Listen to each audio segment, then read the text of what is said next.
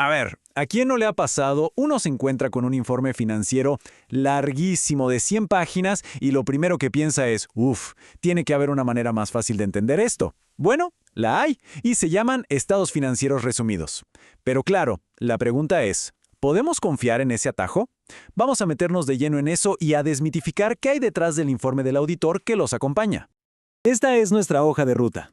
Primero vamos a preguntarnos qué tan confiable es un resumen financiero. Después, veremos qué significa exactamente el encargo del auditor.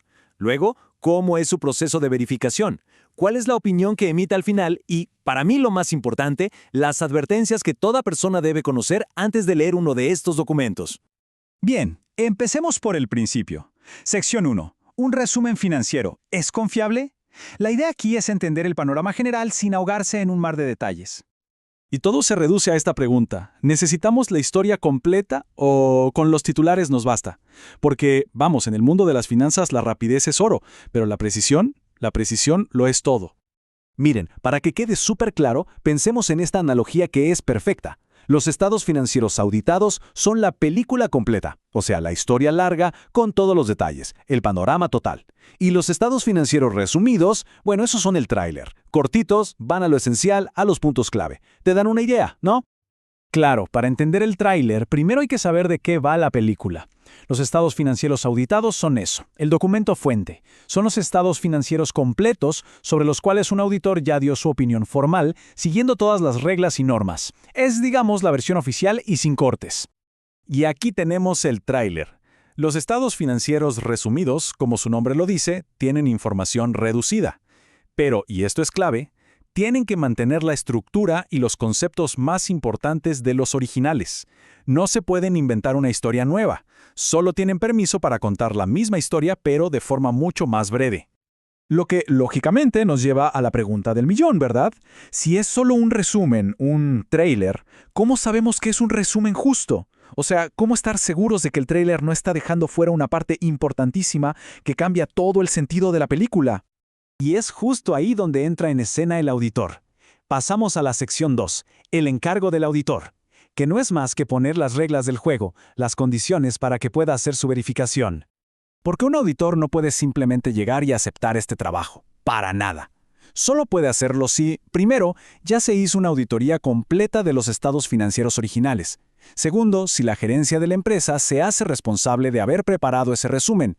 Y tercero, si el propio auditor tiene acceso total a los estados completos y a su informe original. Esto es como una secuela. No se puede hacer sin haber visto la primera película. Bueno, avancemos para ver cómo funciona esto en la práctica. Sección 3. El proceso de verificación. O para seguir con nuestra analogía, cómo el auditor se asegura de que el tráiler de verdad corresponde con la película. Y esto es fundamental que quede claro. El objetivo del auditor aquí no es hacer una auditoría desde cero. No va a revisar cada factura otra vez. Su único trabajo es hacer una verificación de consistencia. Es decir, el resumen refleja fielmente lo que dice el documento original. Punto.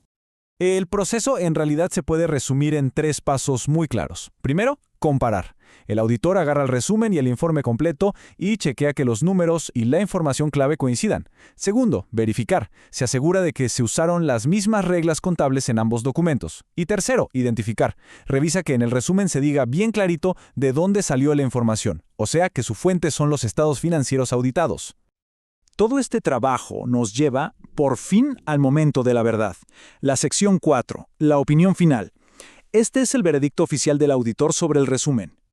Entonces, después de comparar, verificar e identificar, ¿qué es lo que dice el auditor? ¿Cuál es su veredicto final? Bueno, si todo está en orden, lo que vamos a leer es algo muy parecido a esto. En nuestra opinión, los estados financieros resumidos adjuntos son coherentes en todos los aspectos materiales con dichos estados financieros auditados. Ojo con esa palabra. Coherentes es la palabra clave. El auditor no está diciendo si la empresa va bien o mal, no. Solo está diciendo que el resumen, el tráiler, cuenta la misma historia que el documento completo, la película. Y con esto llegamos a la parte más importante para cualquiera que use estos documentos. Sección 5. Advertencias para el lector. Esto es lo que hay que saber sí o sí antes de basar una decisión en un resumen. Y aquí están las advertencias cruciales. Primero, y lo más importante, No sustituyan a los estados financieros auditados completos. No son lo mismo. Segundo, por su naturaleza, no contienen todas las notas y revelaciones necesarias para entender el cuadro completo. Tercero, y mucho ojo con esto, si la empresa añade sus propios comentarios o proyecciones al lado del resumen, la opinión del auditor no cubre esa información extra. Y por último, lo ideal es siempre leerlos junto con los estados completos para tener el panorama real. Entonces, si nos tenemos que quedar con una sola idea de todo este análisis, es esta. El tráiler de la película no es la película completa. Es una herramienta súper útil, sí, pero tiene limitaciones muy claras que no podemos ignorar. Y todo esto nos deja con una reflexión final.